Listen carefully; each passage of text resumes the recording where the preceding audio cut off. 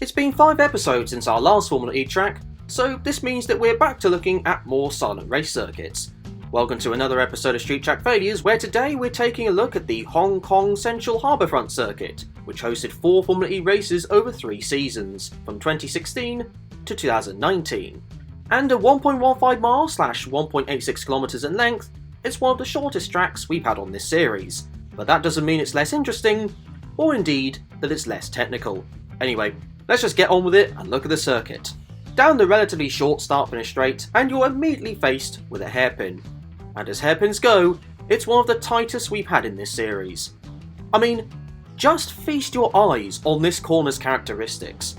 An entry that is so incredibly narrow, a radius so sharp in angle that you could probably jump from one side of the curb to the other without breaking sweat, bottlenecks occurring at the start, and an exit that looked as though it was widened to make sure that cars could get through there without running out of steering angle. In Formula E cars, which despite its length, by race car standards, have really good turning circles.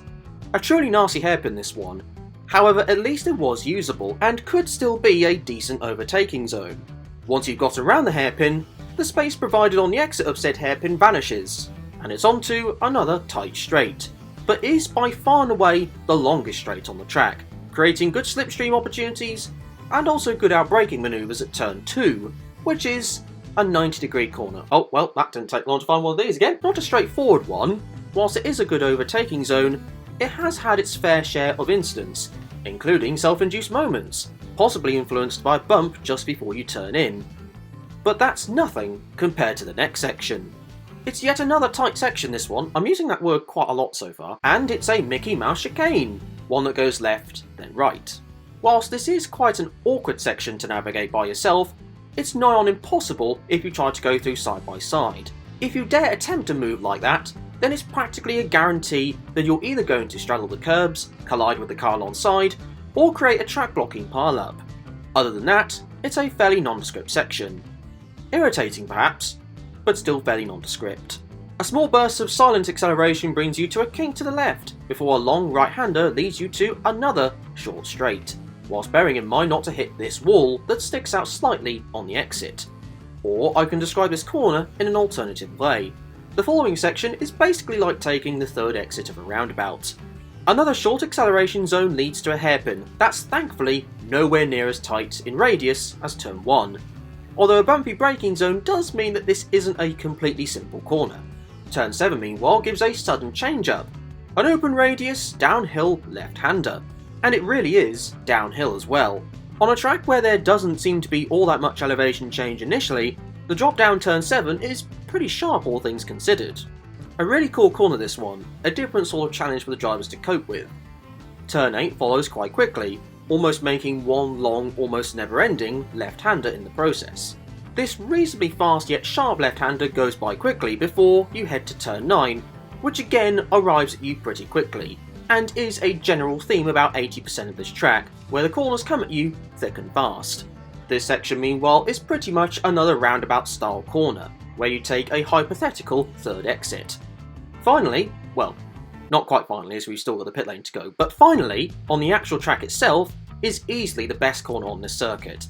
A fast left-hander that is just about flat out, but not comfortably so, making sure that you use as much track as possible to get the best line entering the corner, whilst avoiding the wall that sticks out daringly, waiting for any drivers who get their line wrong. And if they did get their line wrong, with how dirty it would be offline, the wall was almost certainly where you'd end up, and the bumpy entry to the corner only made things harder. However, it was quite a crucial corner because a good run through there would certainly help you attempt an overtake and be not quite as tight as the Macau hairpin. Now let's talk about the pit lane, which is certainly rather intriguing. For a start off, the entrance is in an odd place, located at turn 9, but does at least cause minimal impact to the action on track. It is quite narrow on the entry, but once you do enter, the pit garages are on both sides, primarily due to the lack of space to have all the garages on one side. The pit lane itself didn't seem all that grippy, but the pit exit meanwhile isn't one I would rate particularly highly. Now, as you can quite evidently see, they were restricted somewhat by the landscape they had to operate with. However, the turn on the exit is quite a slow left-hander, which brings you back out onto the start-finish straight, where cars will be travelling at great speed on the track itself. Now, whilst an incident of the nature I'm about to describe didn't happen in the track's life, I wouldn't have been utterly shocked if there had have been a crash caused by an offset in speed by a car on the track from a car exiting the pits, and those sort of accidents aren't normally small ones. Like I say, there doesn't seem to be any other solutions for this, but then again, that's what happens when trying to create a street circuit. Now, what happened beyond 2019? Well, the event would end for a multitude of reasons.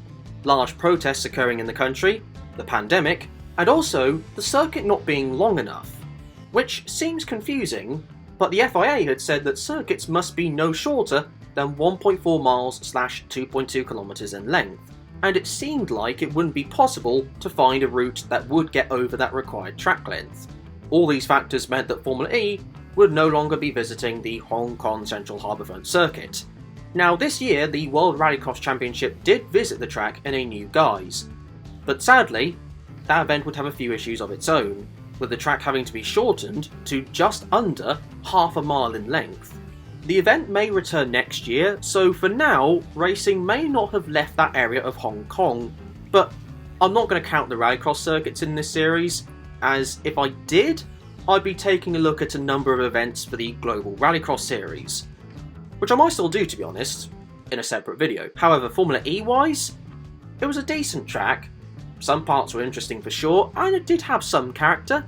I actually quite like the short nature of the circuit, and that it suited the early generations of Formula E car quite well, bar the hairpin. Whether it would work for the Gen 3 cars, I'm not so sure, but what do you think of this circuit?